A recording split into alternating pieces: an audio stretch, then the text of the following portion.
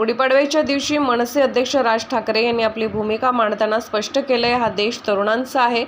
शैक्षणिक व्यवस्थेला आणि देशाचं नाव मजबूत करण्याची गरज आहे. या विषयांना न्याय नरेंद्र मोदींचं नेतृत्व देऊ शकेल, म्हणून राज ठाकरेंनी भाजपाला बिनशर्त पाठिंबा दिला.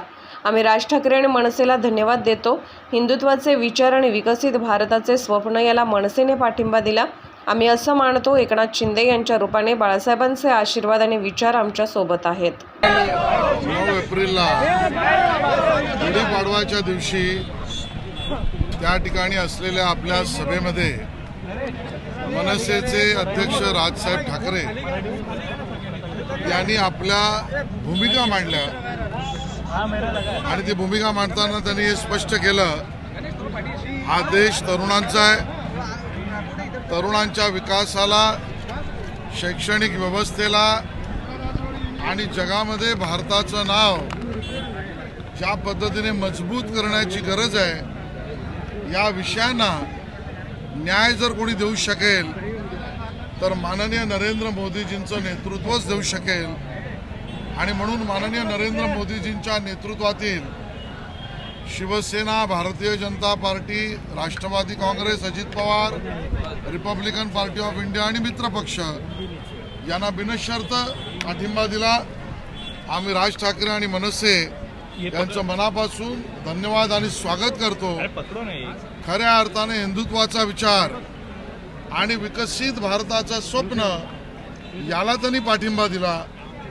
खऱ्या अर्थाने आम्ही असं मानतो की एकनाथ शिंदेजींच्या रूपाने माननीय बाळासाहेब ठाकरेजींचा विचार आणि आशीर्वाद आमच्याबरोबर आहेच.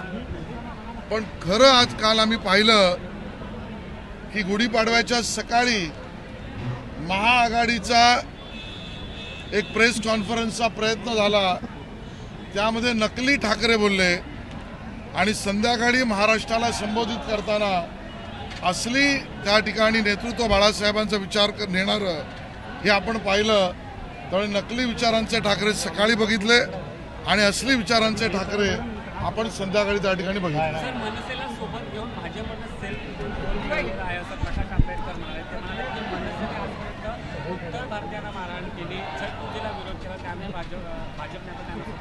मला वाटतं आंबेडकरांनी त्यांची भूमिका ठेवली आहे, पण हिंदुत्वाच्या भूमिकेवर आणि विकसित भारताच्या भूमिकेवर राज ठाकरे यांनी आम्हाला समर्थन दिलं आहे, हे त्यामधलं महत्त्वाचं आहे. राज ठाकरे असं देखील म्हणाले की व्यभिचार जो आहे तो चालू देणार नाही, असं त्यांनी व्यभिचाराला थारा देऊ नका.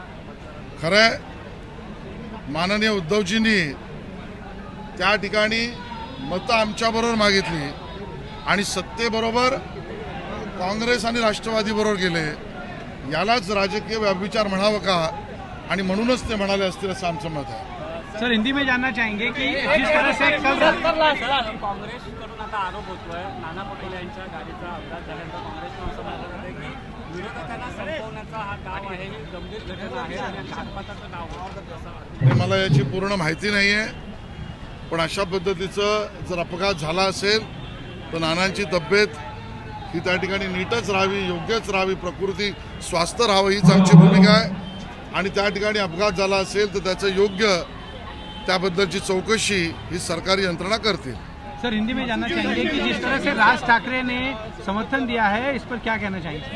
कल 9 तारीख को अपने पार्टी का सभा को संबोधित करते समय राज ठाकरे जी ने महाराष्ट्र नवनिर्माण सेना की भूमिका रखी और उसमें कहते समय उन्होंने कहा कि ये देश युवकों का है और इस देश के युवाओं के भविष्य के लिए माननीय मोदी जी का ही नेतृत्व इस देश के युवाओं को न्याय दे सकता है.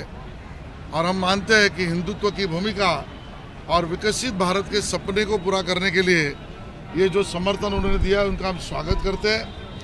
कल गुड़ी पाड़वा के दिन बाला साहब के विचारों को साथ न रखते वाले लोग, बाला साहब के नकली विचारों को रखने वाले लोगों को हमने सुना और शाम को राज ठाकरे जी के स्वरूप में बाला साहब जी के असली विचारों को साथ देने वालों को हमने सुना.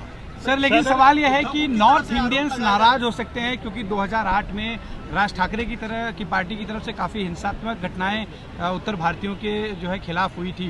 तो क्या आपको लगता है कि इसका जो है असर उत्तर भारतीय वोटर्स माननीय मोदी जी का परिवार बढ़ रहा है।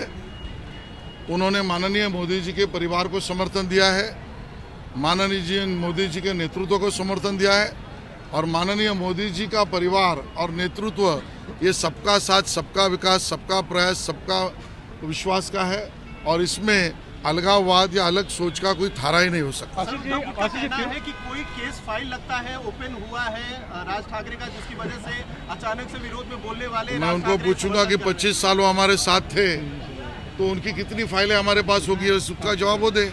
आशीष जी, पीयूष गोयल जी का चुनाव प्रचार भी शुरू हो गया, जबकि विपक्ष के पास यहाँ तक उम्मीदवार भी नहीं मिला। लेकिन सीट शेयरिंग की बात करें महायुति में, तो महाविकास आघाड़ी कहीं आगे निकल गई है और बाकी सीटें ऊपर महायुति की बाकी है, उस पर देखिए, जहाँ तक उत्तर मुंबई की बात है, पहले उबाटा गढ़ ने अपने उम्मीदवारों की तैयारी के लिए भेजा।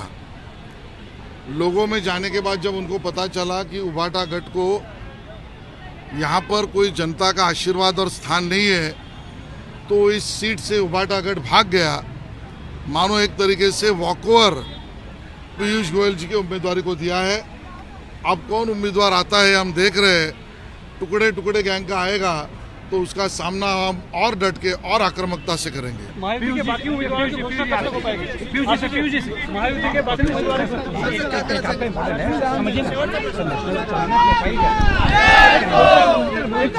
आप ऐसा करेंगे, आप प्रचार कर रहे हैं, ऐसा नहीं करेंगे। एक मिनट थाम रहे